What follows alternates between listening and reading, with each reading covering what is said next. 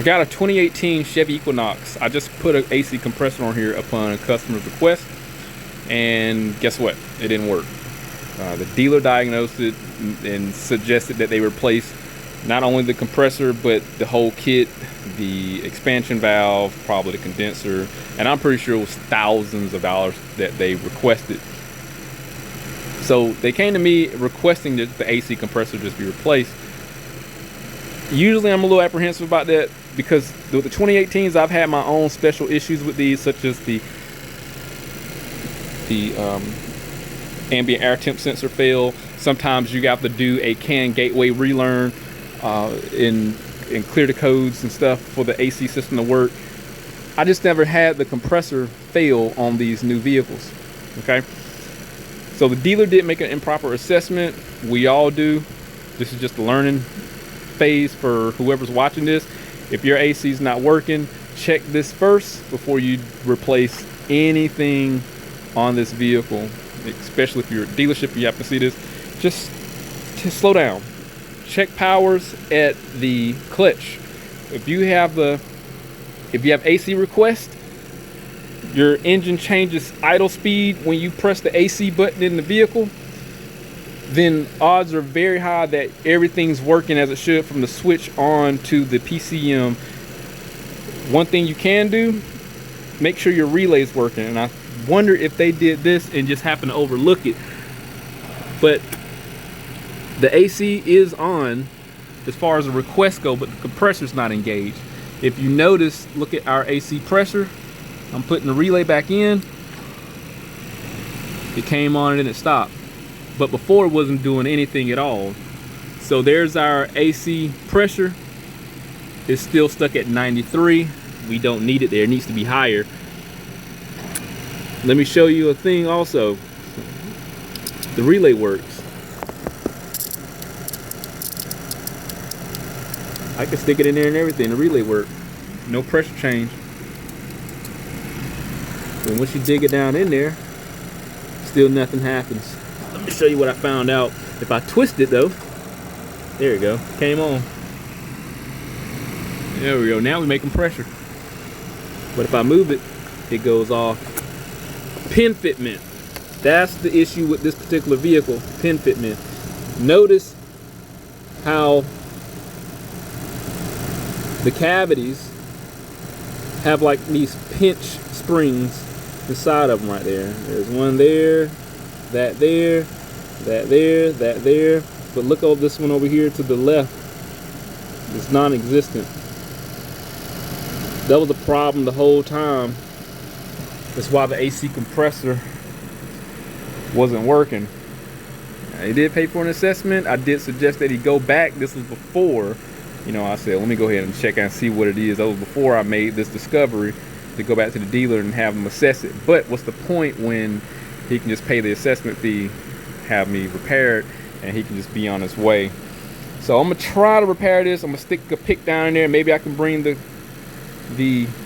pin back close to where we can restore some sort of connection. But technically, I would imagine this whole thing needs to be replaced. You know, you can probably, worst case scenario, if this don't work, I'm just gonna have to stuff some wire down in there, fill the void, and then put this back in there. But let's try to fix it first.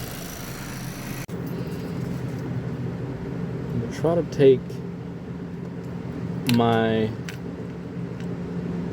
depinning tool and go inside of here. Maybe it'll be enough to pull these pins back out and reset them.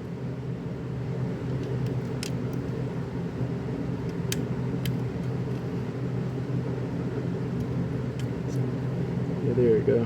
That one came around.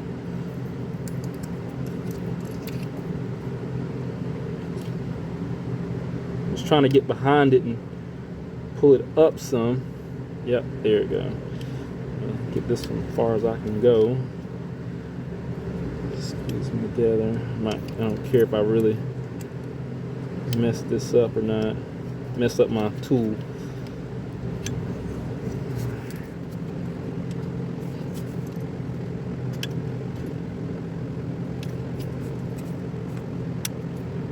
What do they do? The other ones too, I see they're spread a little far.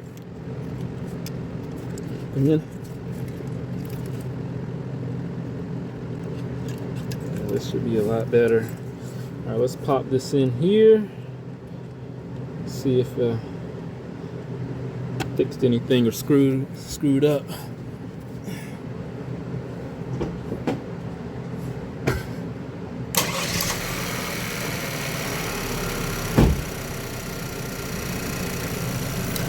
Oh yeah, there you go. It's working. I'm gonna move it around, see if anything changes.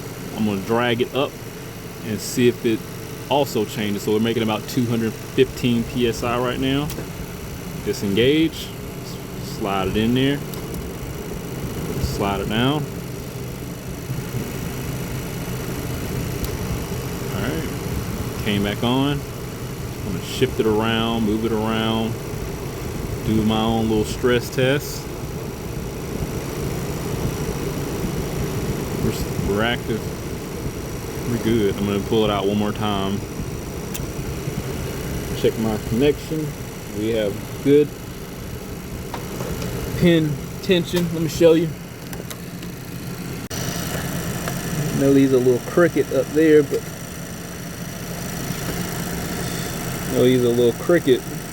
look how much better it looks now. I mean, the main thing, we just needed contact points. So we're good there. Brought these up a little bit more too.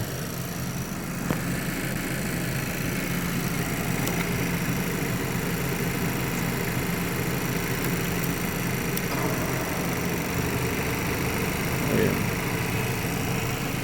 We're good. Got our pressures. Cool. I'm gonna get this AC job buttoned up, but we make mistakes. It happens.